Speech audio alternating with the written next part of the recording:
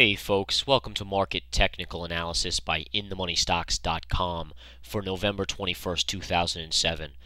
I come to you on this Wednesday evening right before Thanksgiving, and again, Thanksgiving holiday is tomorrow and the markets are closed, and on Friday there's a half day with the market closing at 1 o'clock.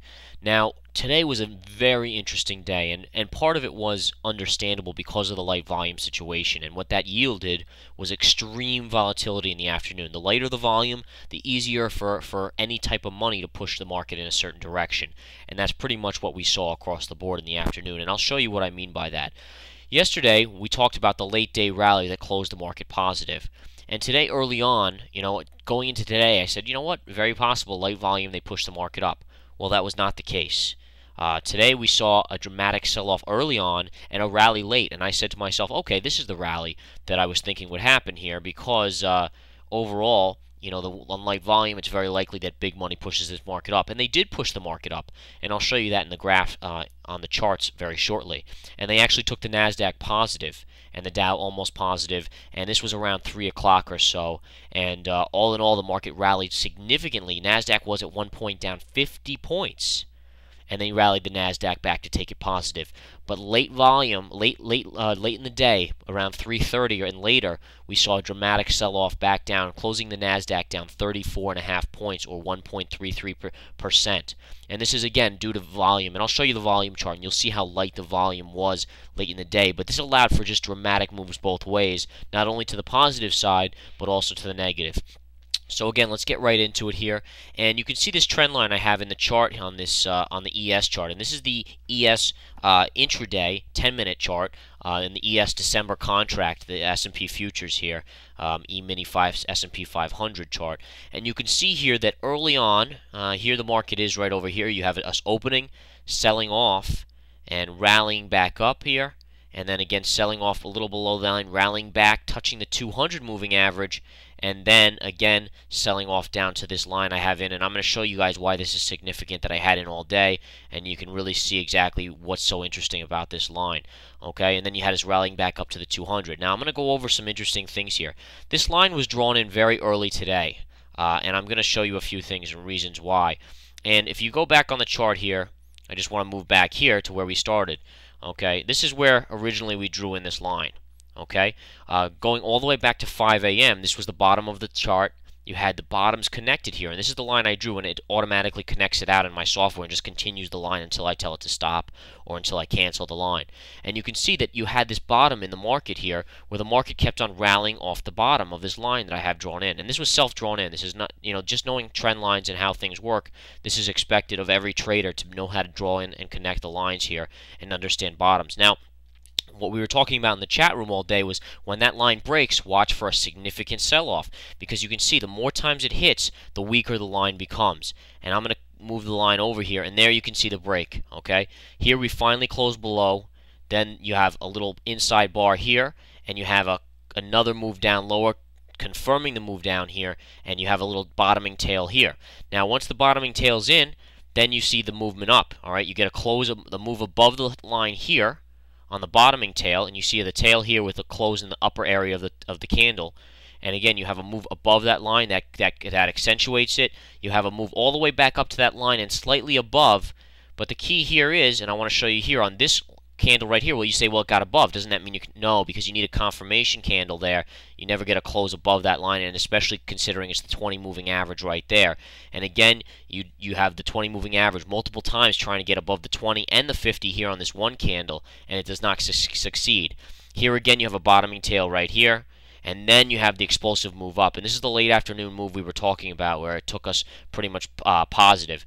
But I'm going to show you what happened here. You have the move up here, you have the confirmation candle here, and a move all the way up to the 200 moving average intraday. Now what's unique about this then is that then once you hit that 200, it's over. And you sell off almost immediately, and this is where light volume's kicking in. Look at the volume here, all right? And this is extremely light volume all the way here. And you see the sell candles are a little bigger in volume. But look at how tiny this volume is. And overall, the day was very light in volume. You had under 2 million contracts traded. But again, you had to move back down to this line, a line that you draw in whatever time frame you're looking at, if it is a bottom line or a support line or a resistance line, you'll notice that over time it comes into play multiple times. And even though I drew it in just over here for a breakdown, when you extend it, you see how important it is. It comes into play here. It comes into play when it bounces off the 200 back down here. And then you bounce off of it and you form an M pattern back up to that 200. Then you have a hard sell-off again right to that line, a small A pattern, and again, notice the MA, and I'm going to put that M in a little better here. There you go. So you have the M pattern, then you expect the A, which is a slight upward move in it, and then you have this hard sell-off. And what's so unique about this is that we actually, on the S&P futures here, ended at the day's lows at a double bottom here.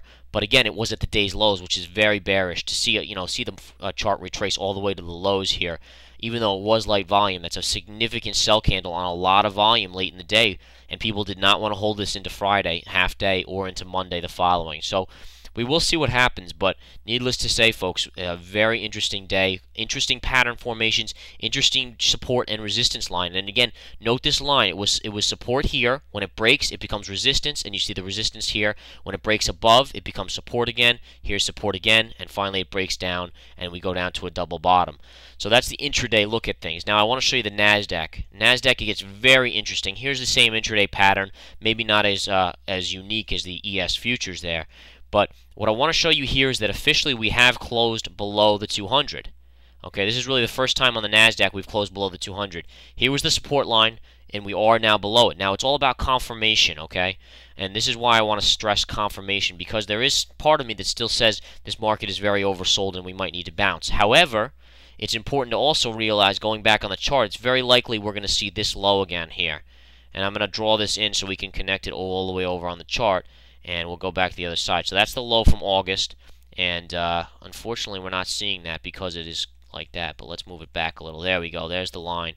And needless to say, we could come down at any point in between these two lines, as the bottoming is right in there. So again, moving back all the way over here, you have a good chance of falling all the way down to 23.89, I believe that low is, or in that general range of the high 2300s on the NASDAQ.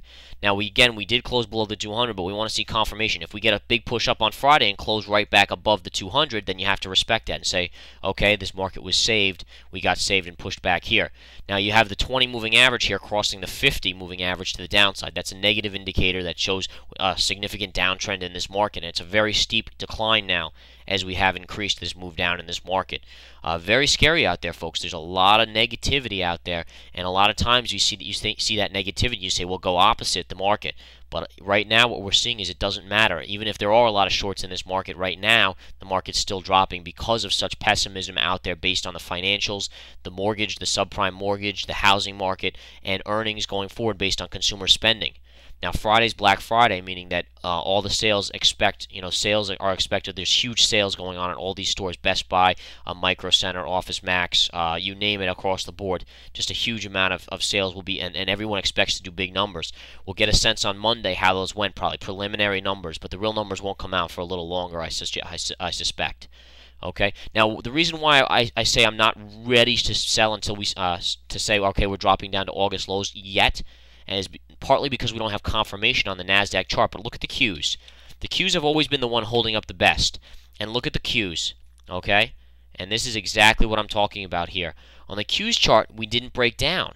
And this is where it really becomes interesting. The Qs include, large majority of the Google, Baidu, and it's basically the NASDAQ 100. So you're taking 100 of the elite companies here, not the overall gist which the NASDAQ contains, but the top elite companies.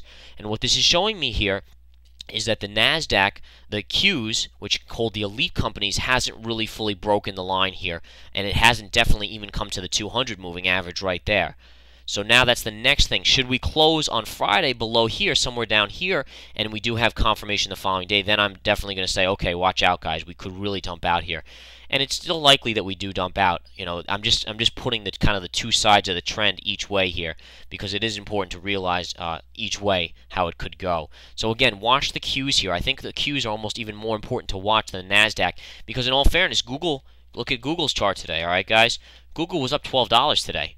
And Google's rallying here, and a lot of people will say how Google goes is how the NASDAQ goes, and that might be possible. Research in Motion, RIMM, hasn't broken down either, and that's why the Qs are holding up so well here. So my point being here is, folks, when we see Google break down, when we see Research in Motion break 100, Google probably break 600 or thereabouts. When we really see breakdowns in these stocks, when Baidu closes below 300, that's when the Qs will roll over, and that's when I think it's then holy cow, watch out for the new lows on the Nasdaq here, going back to August, and then maybe possibly back to March on the Nasdaq. Okay, that's all for the most part. Be very aware that Friday, light volume, the whipsaw action will be out in full force. I strongly suggest coming to join the Swing Trade Alerts. We've been doing phenomenally in the Swing Trade Alerts. The day trading chat room, fun as always as well. We actually, late in the afternoon today, there were some interesting plays that I was just watching in this market, even though we closed down for the most part in the chat room based on light volume. But very, very interesting moves up on some of these Chinese stocks, which look almost like they want to bounce. And just to show you one quickly here, let me see here. And that one here would be CPSL. You can see a nice little bounce off the lows. Most of these charts are looking very, very ugly and near possible bounce areas. So that's what I'm going to watch for next week. Have a wonderful week and a great Thanksgiving, guys. Take care.